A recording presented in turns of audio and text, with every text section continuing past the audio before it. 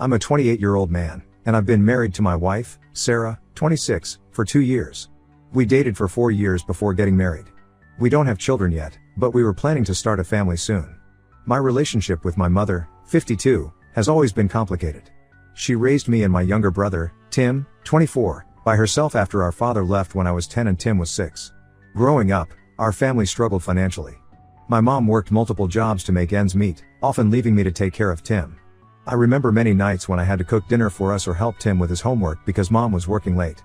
Despite the challenges, I always admired her determination to provide for us. As I got older, I started to notice that my mom relied on me emotionally more than she probably should have.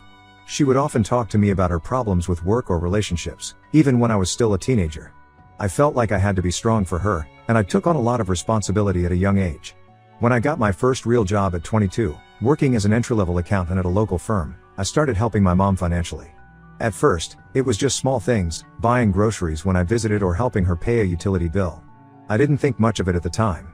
I felt it was my duty to help her after everything she had done for us. I met Sarah when I was 24. She was a nurse at the local hospital, and we hit it off immediately. As our relationship grew more serious, I started to see my family dynamic through her eyes. Sarah noticed how often I was helping my mom and expressed concern that I might be enabling her dependence on me. At the time, I brushed off her concerns, thinking she just didn't understand our family situation. Over the next few years, as Sarah and I got engaged and then married, my financial support for my mom increased. I was making more money at my job, and it seemed like my mom always had a new crisis that needed solving. Sometimes it was car repairs, other times it was unexpected medical bills. I always stepped in to help, often without questioning the details. Sarah and I had many discussions about this. She worried that my mom was taking advantage of my generosity and that it could affect our future plans.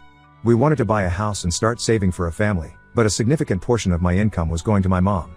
I assured Sarah that it was temporary, that my mom just needed some help to get back on her feet. About 6 months ago, things took a turn. My mom called me in tears, saying she was behind on rent and would be evicted if she didn't come up with $2,000. Without hesitating, I transferred the money to her account. A week later, I noticed a strange charge on my bank statement. It was for an online casino. I usually didn't scrutinize my mom's expenses, but this time something felt off.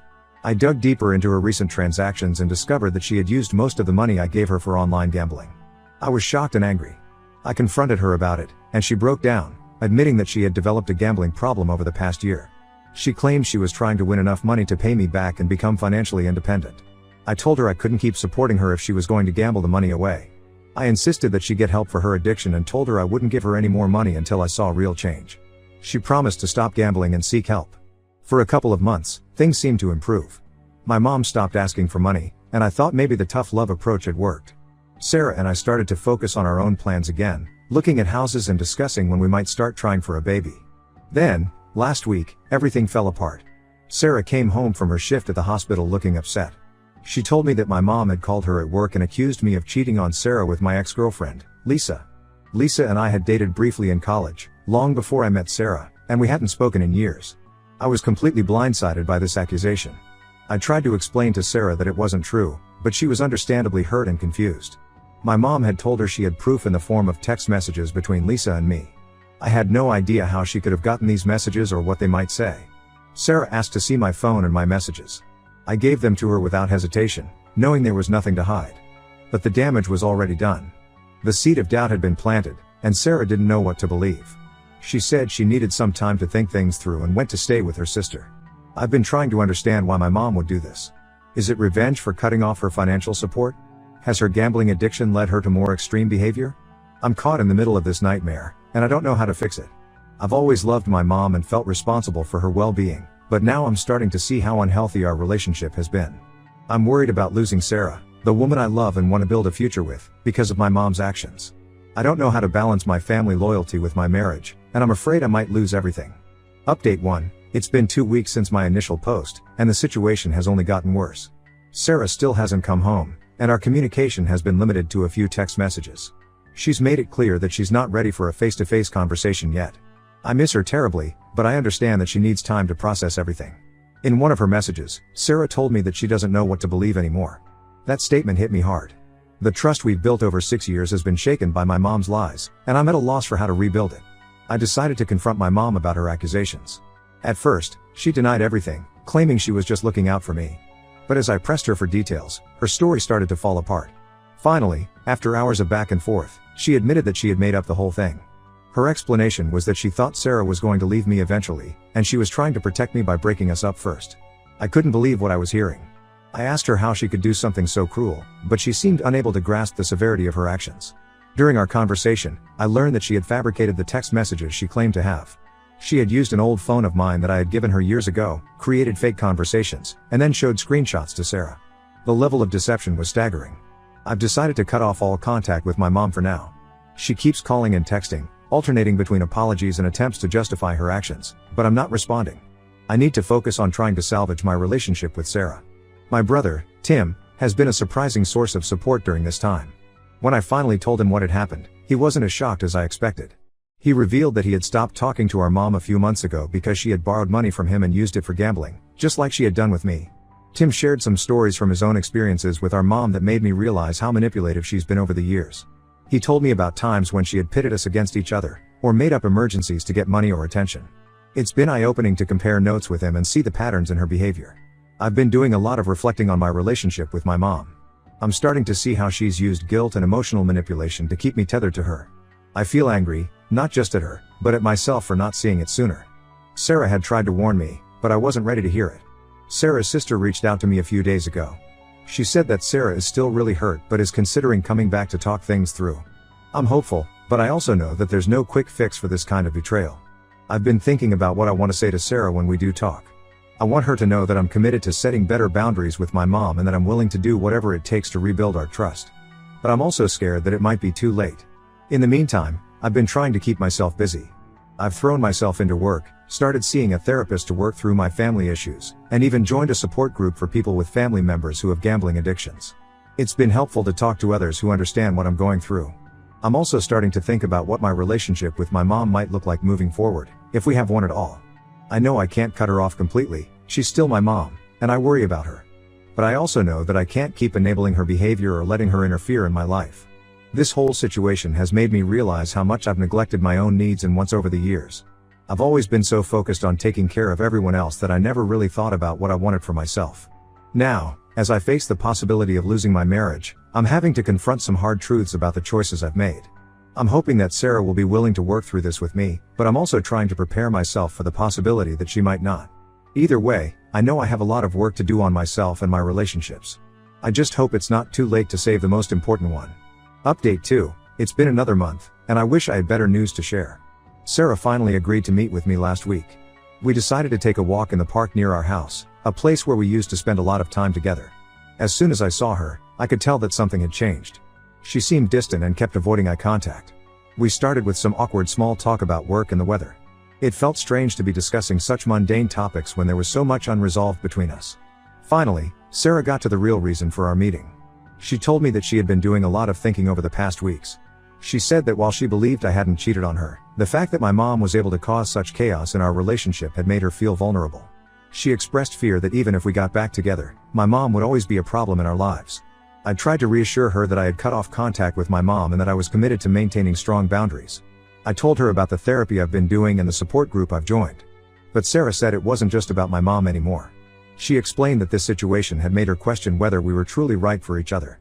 She brought up past arguments we'd had about my family and how she had always felt like she came second. She said she loved me but wasn't sure if love was enough to overcome all the issues we were facing. Hearing Sarah say these things was incredibly painful. I wanted to argue, to tell her that we could work through anything together, but I could see in her eyes that she had already made up her mind. Sarah suggested that we take some time apart to really think about what we want. She proposed a trial separation of 3 months. During this time, we would live separately and limit our contact. At the end of the 3 months, we would reassess our relationship and decide whether to work on it or end it permanently. I agreed to the separation, even though it was the last thing I wanted. I felt like I was losing my best friend and partner, but I also knew that pushing her to stay would only make things worse. We spent the next hour discussing the logistics of our separation. Sarah would continue staying with her sister, and I would remain in our apartment. We agreed on how to handle our shared finances and decided to only contact each other if absolutely necessary. As we were saying goodbye, Sarah hesitated for a moment.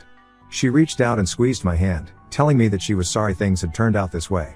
It took every ounce of self-control I had not to break down right there in the park. Since that meeting, I've been trying to focus on myself.